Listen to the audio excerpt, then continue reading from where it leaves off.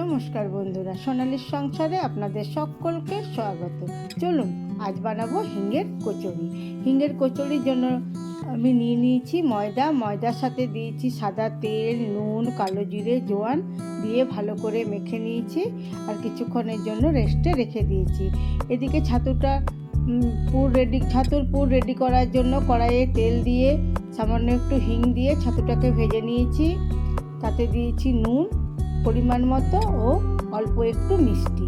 এবারে রেস্টে রাখা ময়দাটা থেকে ছোট ছোট লেচি কেটে বাটির আকারে গড়ে অল্প একটু করে ছাতুর পুর ভরে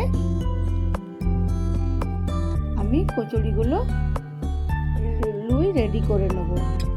এভাবে লুইগুলো আবার আস্তে আস্তে অল্প তেল দিয়ে ভালো করে বেলতে হবে যাতে না ফেটে যায়। ততক্ষণ এদিকে গ্যাসের মধ্যে আমি তেল গরম হতে দিয়ে দিয়েছি। কচুরিগুলো বেলা হয়ে গেলে একটা একটা করে আমি ভেজে নেব।